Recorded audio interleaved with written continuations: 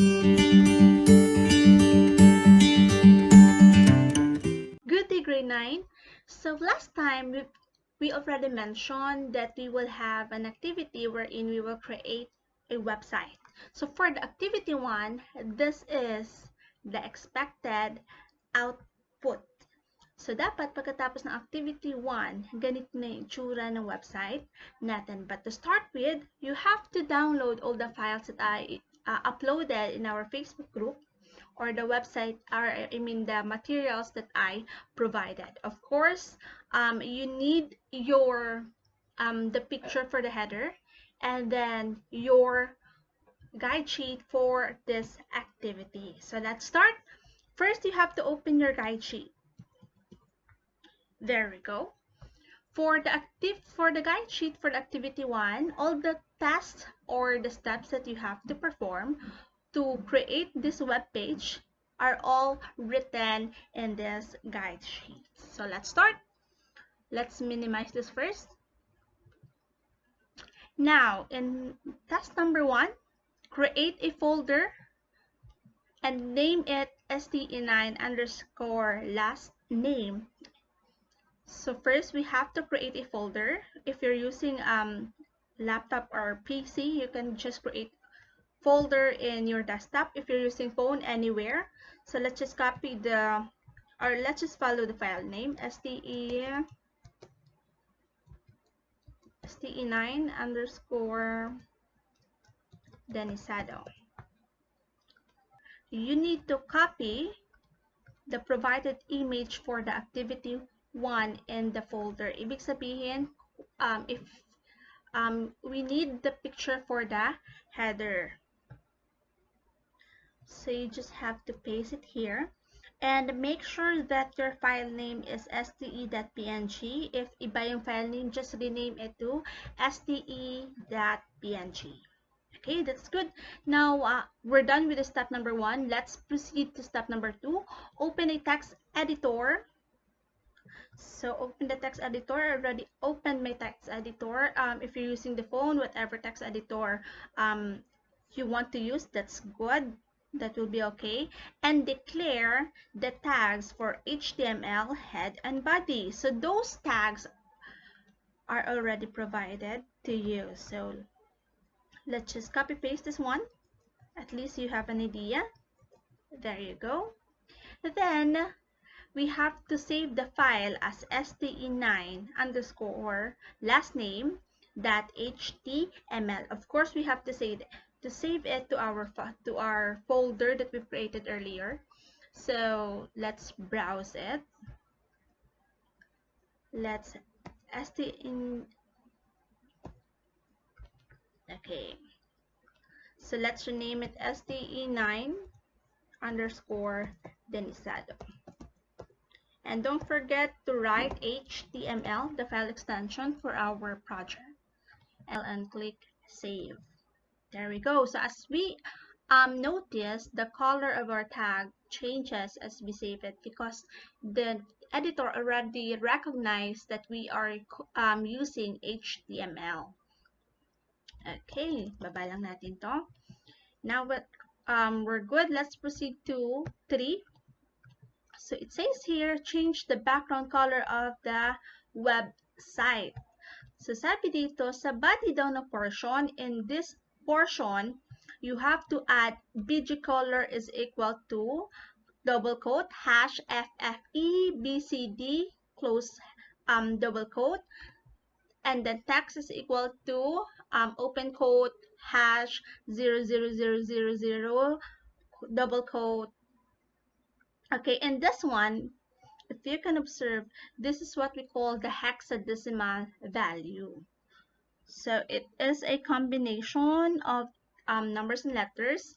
It started with a hash and then followed by a six-digit numbers or letters or combination of notes. In this case, let's just have BG color is equal to open quote #FFEBCD double close quote space text is equal to open quote. Then let's just copy the value, and close it. Then, let's save.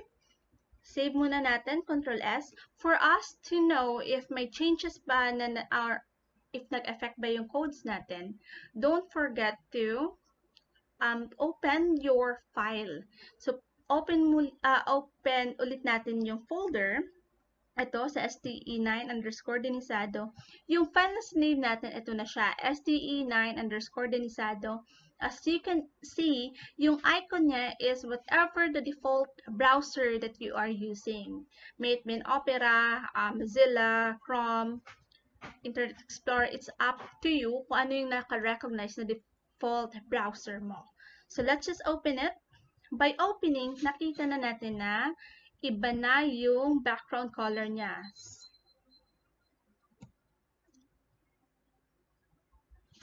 So, it's up to you. Pwede niyong baguhin or pwede na mag-stick kayo sa codes. For example, gusto mo ibahin to. You can play with it. For example, instead of 3, you will include 5. So, save lang natin. And then, pag refresh natin, nagbabago yung tone niya. Or, if you have internet, you can search for the hexadecimal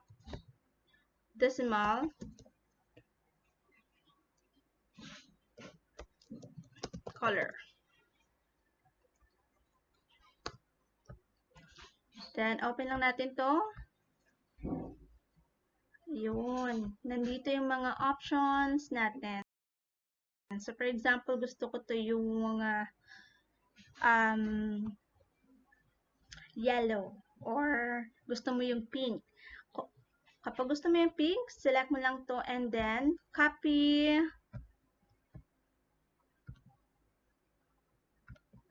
mo lang yung hexadecimal value niya. But in this case, I will just stick with our codes para mas mabilis. If nagbago na yung color ng background mo, that's good na. That's good to go already. Then, let's proceed to the next steps. For step number 4, sabi dito, inside of the body tag, let's create a table with the following specification. So, mag-create tayo ng table with naka-declare yung background color, yung BG color niya, yung alignment, yung border, yung cell padding, cell spacing. Yung code niya, nandito na din. So, kukopyahan lang natin. Gawa tayo ng attribute for your table. And, by the way, kay HTML, hindi niya minamatter yung case mo, kung uppercase or lowercase man yan. Okay lang. Now, si width naman, it will specify or declares kung gaano kalapad yung space na gagamitin natin for our table. Then, for the BG color, or this one is for the background color, same with your website,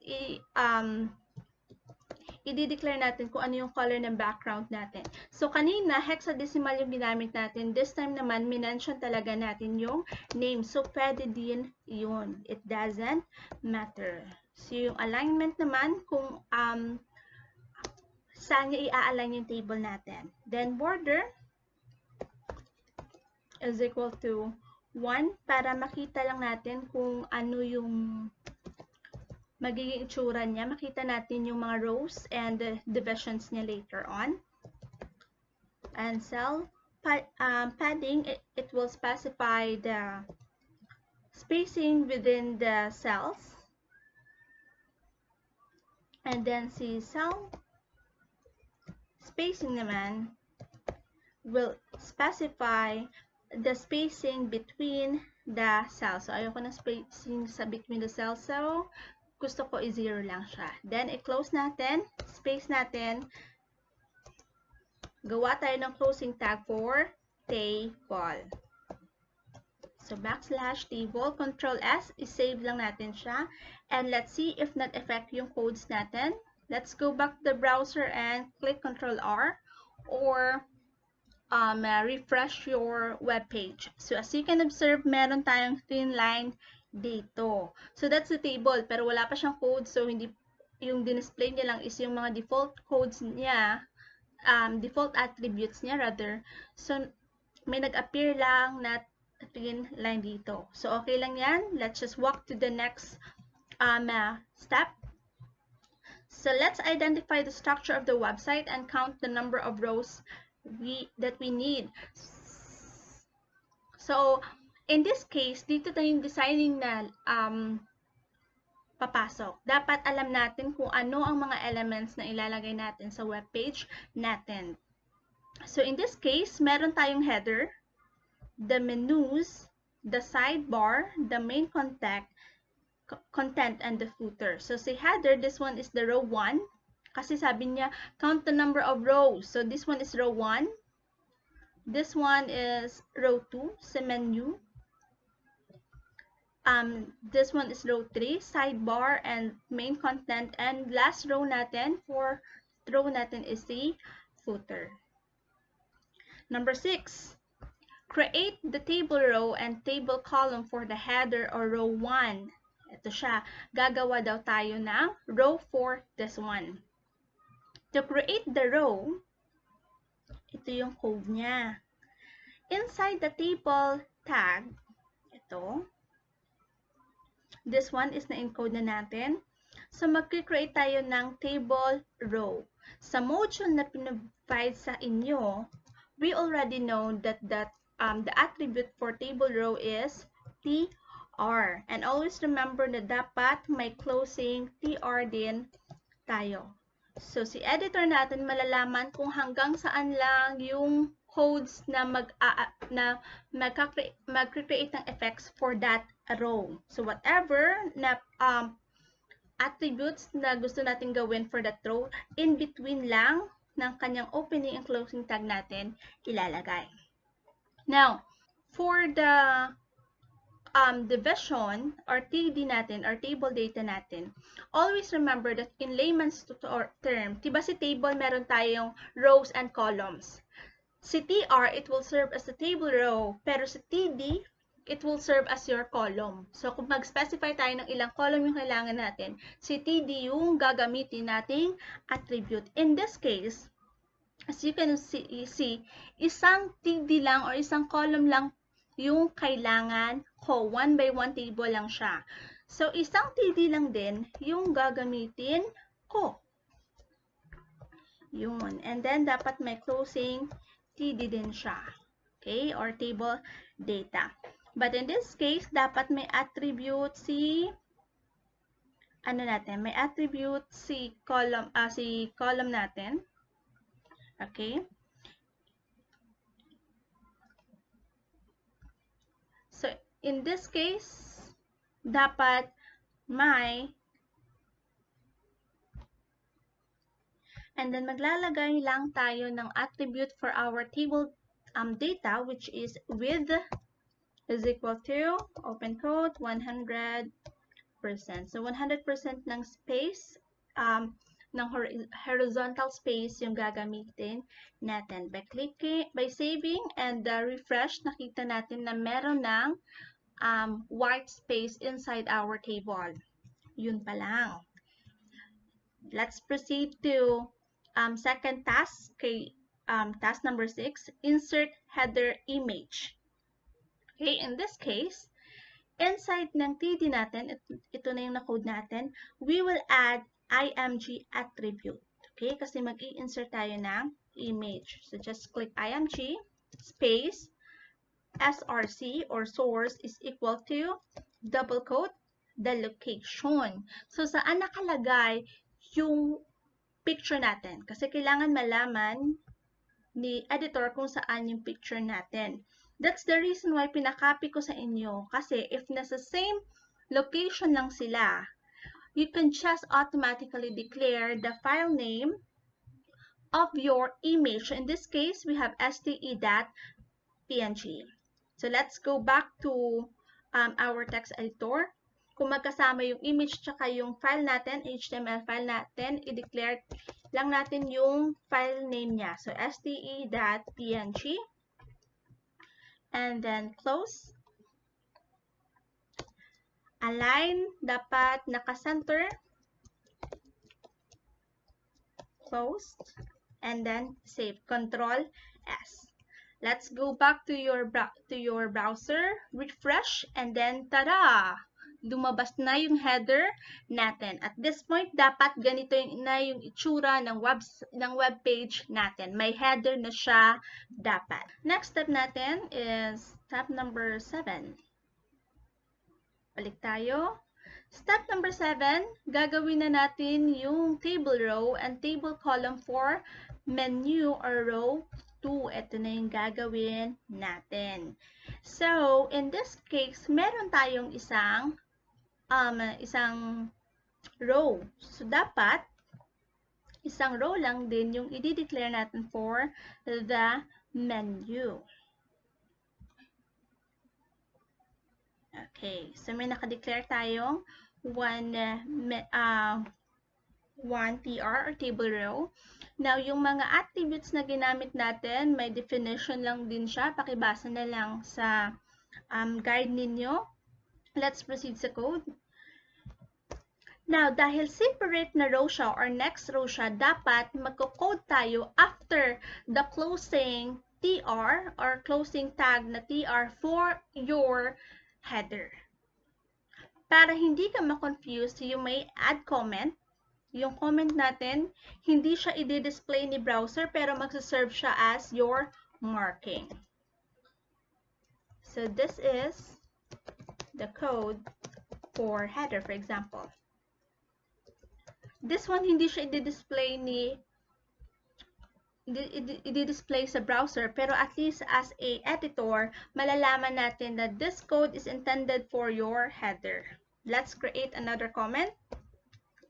This is the code for the menus. Now, kung ayaw mo maglagay ng code, okay lang din, hindi yan mag-a-affect sa output natin. Pero I suggest na maglagay kayo ng mga comments para later on kapag may i-change tayo, mas madali natin malaman kung saang area yung kailangan nating i-edit. Okay, so yung first na gagawin natin is gagawa tayo ng mga table division niya and table row. Okay? So, let's have one TR kasi one row lang yung kailangan natin. I-close natin yung TR na yan. And, lagay tayo ng attribute dito. Width is equal to 100% pa rin. Then, for the table division or yung column na sinasabi natin, now, notice that we have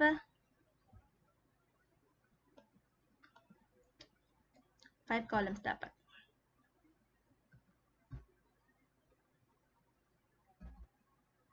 Ito, yun. Meron tayong 5 columns. We have the columns for introduction, history, exercises, contact us, and about na column. Ibig sabihin, kailangan natin ng 5 TD, opening TD and close TD. Now, you can just simply copy-paste this one. Copy-paste works in HTML.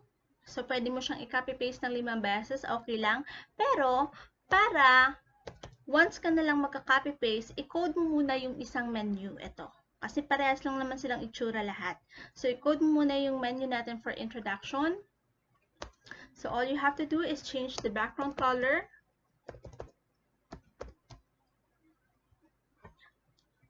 #FF864, close. Height. This will determine naman yung vertical area na i-occupy ng table division natin, and align, center pa rin.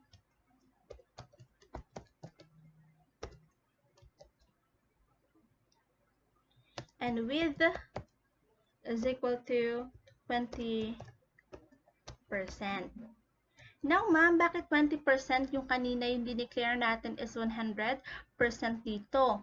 Now, ibig sabihin, mga anak, yung TR natin, yung table division natin, i-occupy niya yung 100% na lapad ng ating table. Yung space na inoccupy ng table, ipa-follow niya lang yun. However, pagdating dito kay TT, dapat i-declare natin na yung width niya is 20% kasi mag-aalat lang tayo ng 20% for each menus.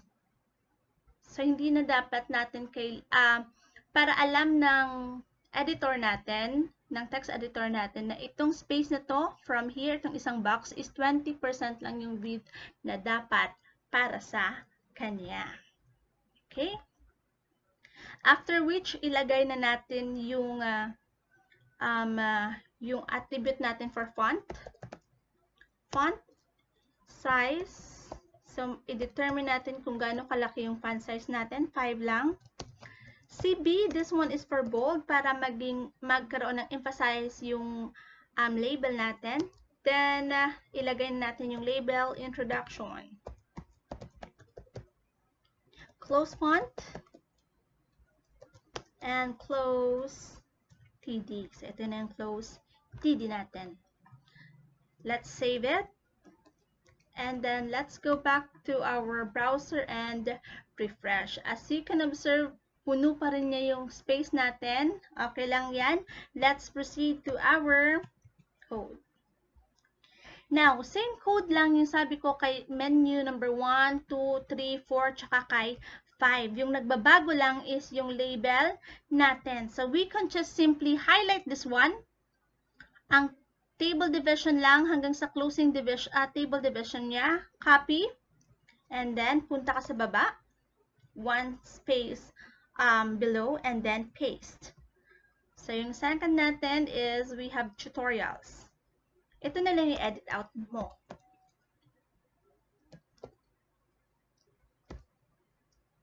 Tutorials. Okay. Then, same process. I-repeat lang natin. I-paste, and then let's have exercises. Exercises, another, copy and paste. This one is your contact us. Ito, nandito na tayo. Menu number 4 is contact us. If you will double check it sa ating code or sa ating guide sheets, parehas lang din yung codes natin. Okay, paste. For our last table division, table data rather, so we have about. And then let's click save. Okay? By saving, check natin yung webpage natin. If magre-refresh tayo, yung nangyayari, ino-occupy nila or nagdadagdag siya ng mga table division dito sa kanyang right side. Kasi yung nangyayari, for example, mag-open tayo ng Word. Diba kay table,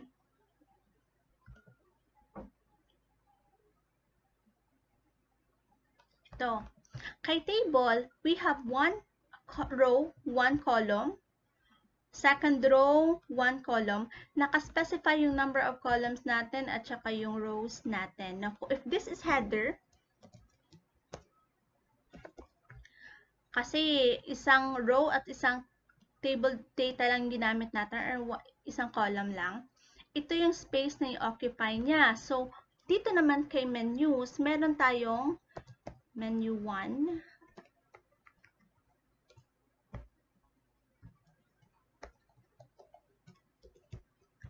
menu 2, 3, 4, and 5. So, as expected, yung i-align niya is si header 1 at saka si menu 1. Yung menu 2, 3, 4, and 5, mag-extend lang siya kay menu 1. So, to fix that, that will lead us to our next step. Step number 8. Balik natin si sheet at saka si editor natin.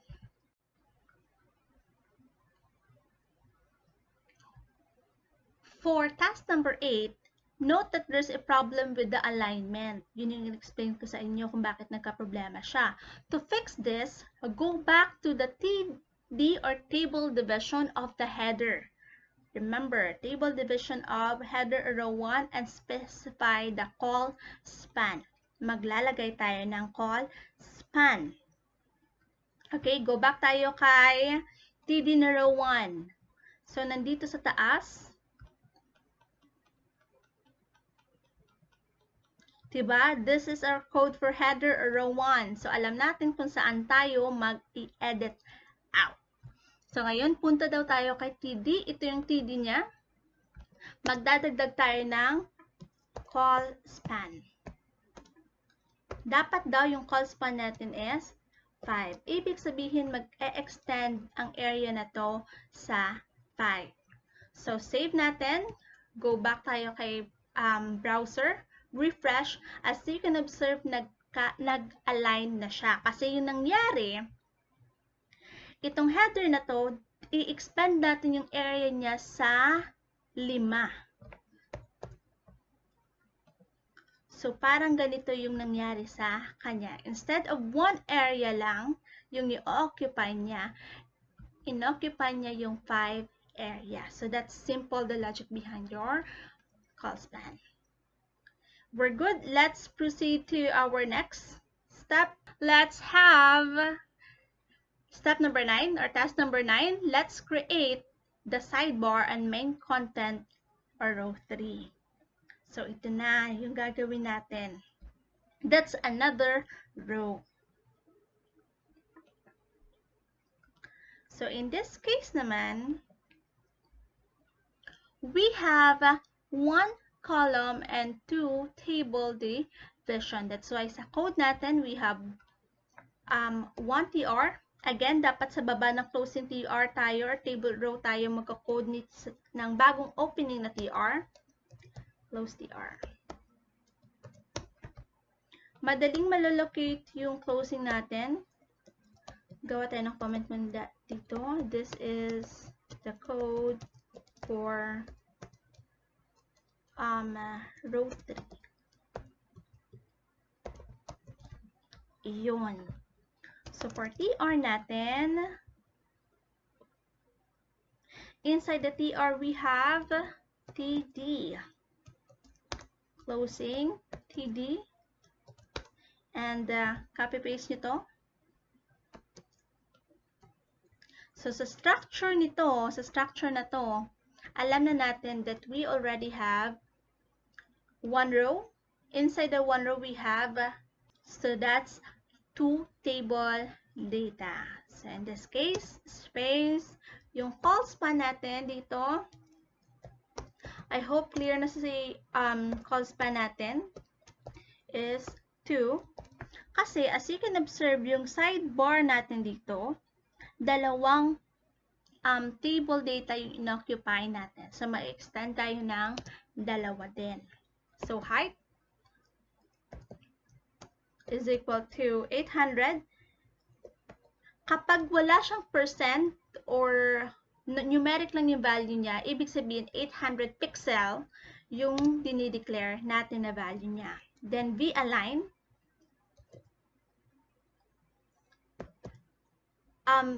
V-align or vertical alignment, it refers to the alignment kung top ba siya, kung middle ba siya, kung bottom ba siya.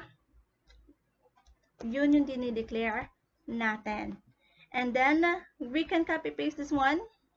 Highlight lang, copy, and then, ipipaste natin siya inside naman sa TD ng next table data natin. But in this case, instead na yung call span niya is 2, kasi tatlong space yung ginamit niya or tatlong table division yung ginamit niya, inoccupy niya.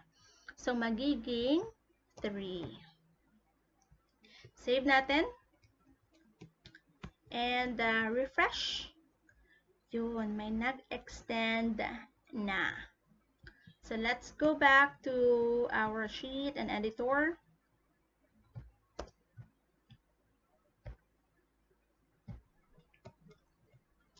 Let's have step number 3.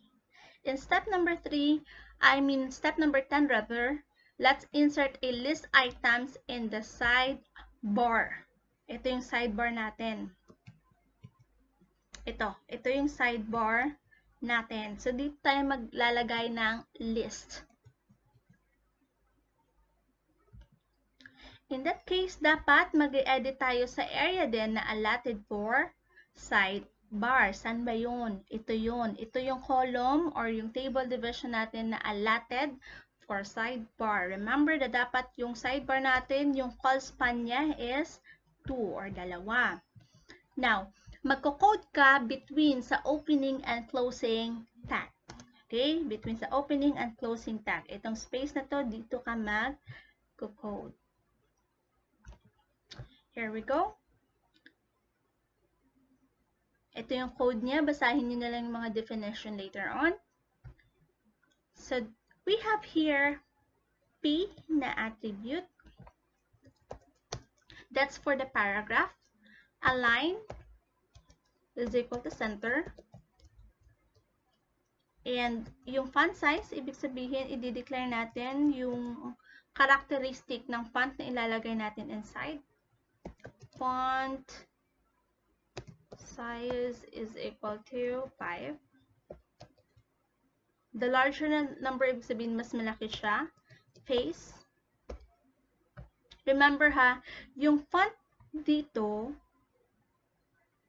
more than one yung attributes kasi more than one yung characteristic na dinideclare natin. We declare yung size niya, yung face niya inside sa font na attribute. So, yung face niya, yung font style is Tahoma. In Word, we call it font style. In HTML, we call it font face. Close lang natin. And then, saka natin i-declare yung label. So, we have HTML topic. And then, nakalimutan ko yung bold natin. Or si B for emphasize. I-close natin si B. Ibig sabihin, yung naka-bold lang na area is ito lang. Yung in between the tags niya lang. Then of course, ito lang naman yung i-apply or itong code na to, yung font na code na to, yung a-applyan niya is yung HTML topic lang din. So, i-close na din natin yung font. Yun. So, if we save it and go back to your browser, ito yung itsura niya. Now, yung BR na to, this one, this serve as your break. Okay? Si BR, this serve as your break. Kasi, sa HTML, hindi niya, or sa text editor, hindi niya ini-interpret yung enter as next line. For example, ito, gusto ko mag-separate si HTML and then naka-enter yung topic natin. If isi-save natin siya and i-check natin sa browser, same pa rin yung itsura niya. Hindi siya nag-take effect. So, kung gusto mo na naka-next line yung topic na label, you have to include BR or break here inside. Wherever na area na gusto mong i-next. Save and then refresh natin to. Automatic, nag-adjust siya, nag-start siya sa next line. Now, regardless, kahit naka-inline pa yung codes natin, basta naka-declare tayo ng BR kapag sinave natin siya, and then refresh, ganun pa rin yung output niya. Are we clear with that? But in this case, gusto ko naka-isang line lang si HTML topic. Delete ko lang, and then save. Refresh natin to. Balik siya sa dati. HTML pa lang yung title, HTML topic pa lang, yung title pa lang yung nagawa natin. From here to here. Now, and ito pa lang yung nagawa natin. Yung next na gagawin natin is yung list items na. Ito yung mga list items natin.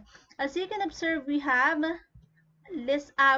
the attribute na UL or unordered list.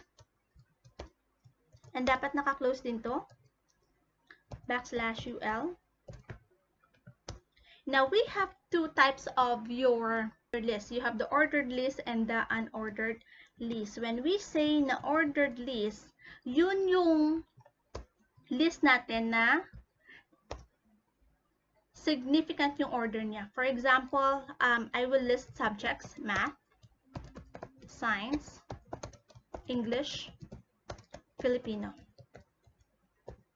Gusto ko number 1 talaga si math. Gusto ko second talaga si science. Gusto ko si English third talaga siya. Si Filipino 4 talaga siya. Yung gagawin ko,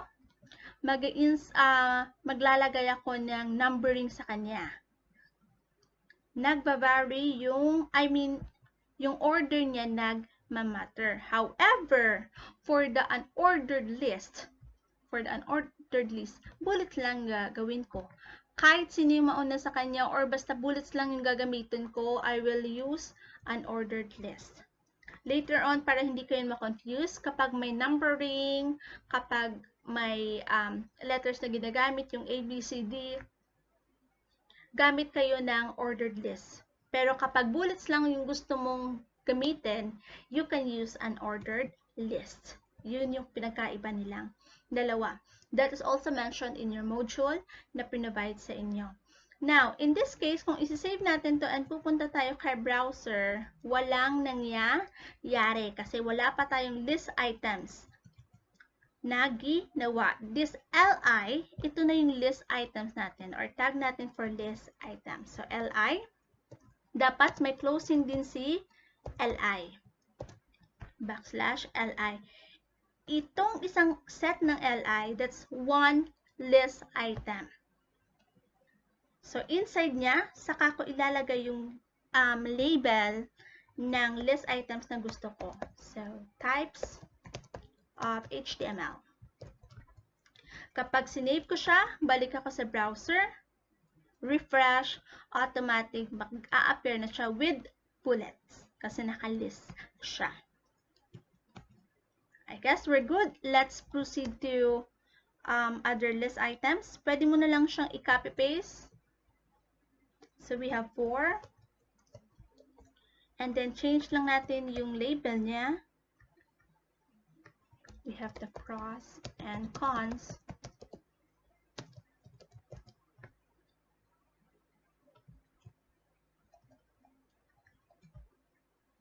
Copy ko na lang para mabilis.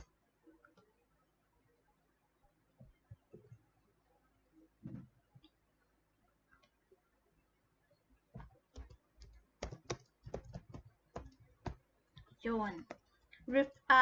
Control S, save natin. Let's go back to web page, refresh, and nakalist na yung mga topics natin for HTML. Okay? If ganito na yung itsura ng web page natin, ibig sabihin we're good na. Let's proceed to the next task. Number 11. Let's create the footer. So, yung footer ito. Usually, sa footer nakalagay yung mga comments, yung mga credits, yung publish date. Yun usually yung content ni footer. Now, baka ma-confuse kayo. Dapat, kasi another row siya, hahanapin nyo yung pinaka-last na TR. Ito, pinaka-last na closing TR at saka tayo mag-code. So, in this case, maglalagay ako ng comment para hindi tayo ma-confuse. This is the code for footer. Closed. Yun. So, yung in-between dito tayo maglalagay ng codes for your footer. Now, for footer, we have one TR. Ito. And then, one table division. Kasi as you can observe, isang table division or isang column lang yung gagamitin natin. And yung call span, alam naman natin yung purpose. I-extend natin siya hanggang 5 table division. Yung height, yung V-align natin, dapat naka-top align siya. Yung alignment naman dito is yung horizontal alignment niya, kung naka-left, center, right, or justify siya. And then yung font size space na-mention ko na din naman to. So let's just copy paste this one. Copy paste and paste natin dito. Now yung babaguhin nyo dito, this website is for educational purposes only. Yung only naka-uppercase talaga para strong. And then, ito yung sinasabi ko na may PR tayo or break para mag-identify ng next line. So, in this case, next line ko lang siya. Created by name. So, ilagay natin yung pangalan natin.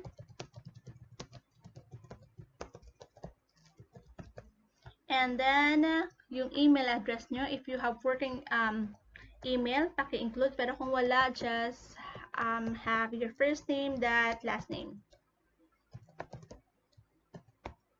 For default. Yun. And then, save. Observe nyo that we have opening TR, close TR, opening TD, close TD. Refresh natin. Punta tayo dito.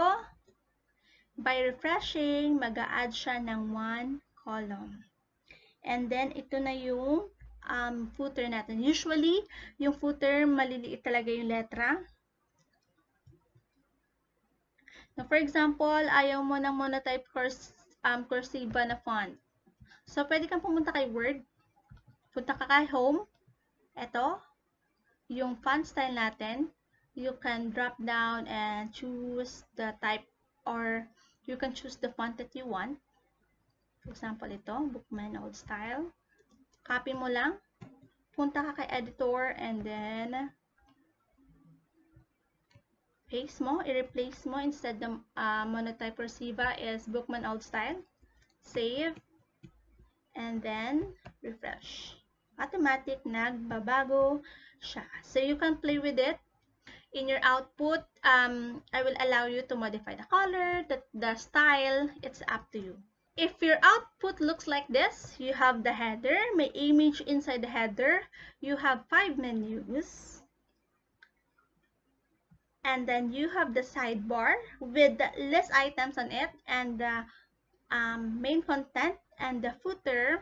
Ibig sabihin, tapos na natin yung activity 1. So, that's all for activity 1. If you have questions, clarification, and comments, just reach out. Send me a message sa Messenger or post your comments sa Facebook group natin. I will try to address it as soon as possible. Thank you for watching. See you in the next activity.